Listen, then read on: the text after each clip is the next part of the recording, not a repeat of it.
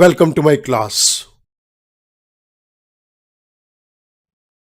In Microsoft Excel program, there are number of financial functions given to us.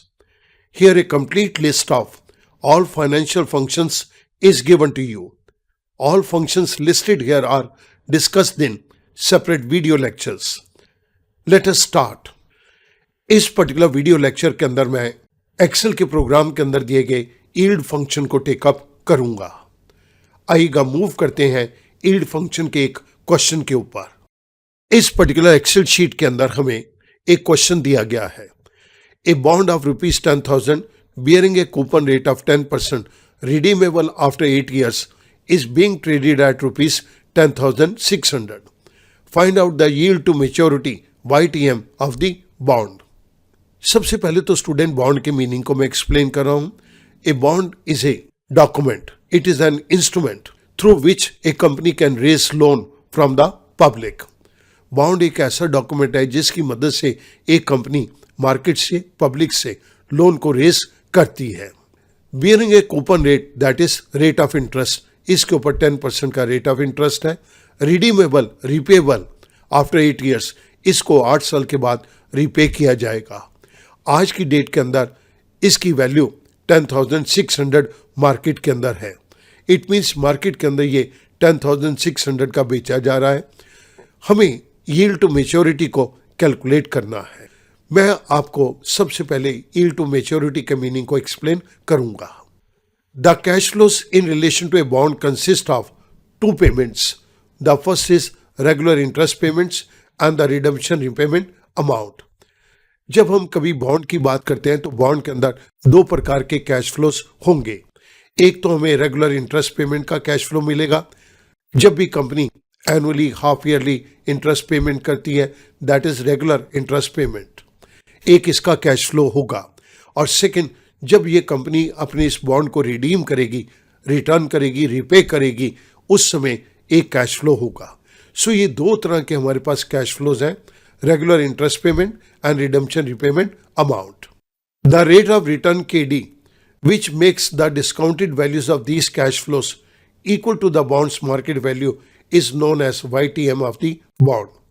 The rate of return, जिसको हम KD से refer करते हैं, ये इन दोनों कैश फ्लोज को बॉन्ड की मार्केट वैल्यू के इक्विवेलेंट डिस्काउंट कर देता है, and that is known as YTM of the bond.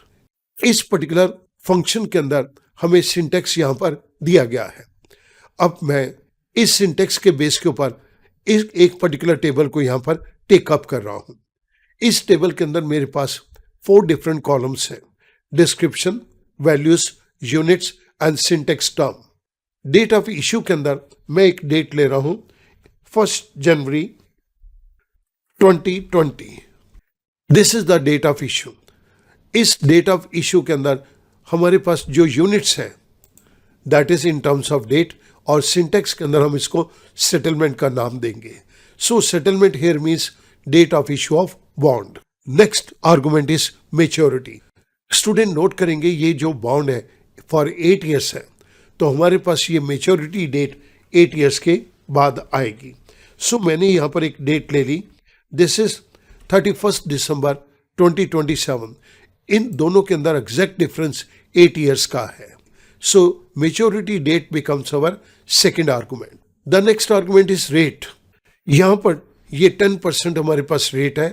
Unit के अंदर मैंने परसेंटेज दे दिया, और सिंटेक्स टर्म के अंदर ये हमारे पास थर्ड आर्गुमेंट रेट आ गया। The fourth argument is PR। This PR refers to price. आज की डेट के अंदर मार्केट के अंदर जो प्रिवेलिंग प्राइस है, that is PR। It is in rupees term, और इसको एब्रीविएशन के अंदर PR का नाम दिया गया है। The next is redemption. This redemption is the redemption amount.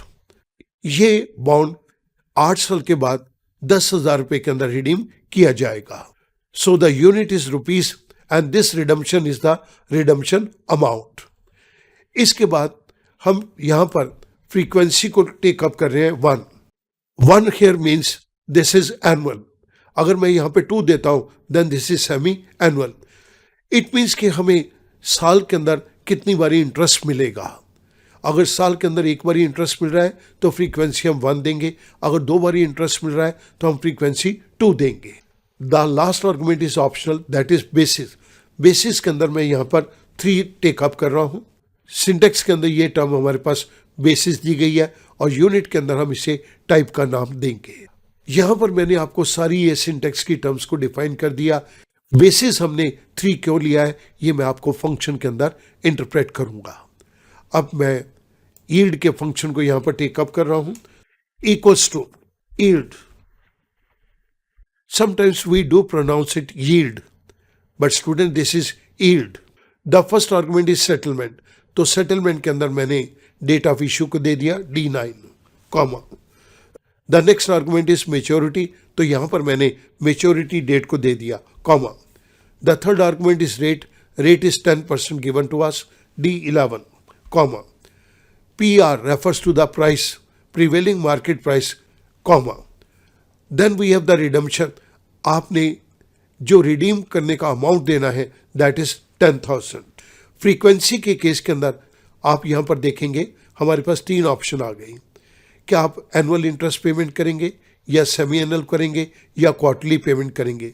मैं यहाँ पर टेकअप कर रहा हूँ हम एनुअल पेमेंट इंटरेस्ट की करेंगे, comma. The next is basis. अब स्टूडेंट देखिएगा डिफरेंट कंट्रीज अपने डिफरेंट फाइनेंशियल स्ट्रक्चर के अकॉर्डिंगली यहाँ पर डिफरेंट डे और मंथ को चूज कर सकती हैं। इंडिया के अंदर हम एक्चुअल नंबर ऑफ डेज को लेते हैं और यहाँ पर 365 डेज काउंट किया जाता है। सो मैंने यहाँ पर बेसिस के अंदर चूज कर लिया type number 3, that is actual number of days divided by 365 days. जितने नंबर ऑफ डेज तक हमने पैसे को बोरो किया है उसको 365 से डिवाइड कर दो। तो ये हमने थर्ड ऑप्शन को टेकअप किया। I click over 3, D15, parenthesis close, I press enter. जैसे मैंने एंटर प्रेस किया मेरे पास एक वैल्यू आ गई 8.92%। This is the yield to maturity. We use this particular function here. मैं उम्मीद करूंगा इस तरह का क्वेश्चन परफॉर्म करना अब आपके लिए बहुत आसान हो जाएगा। Thank you very much.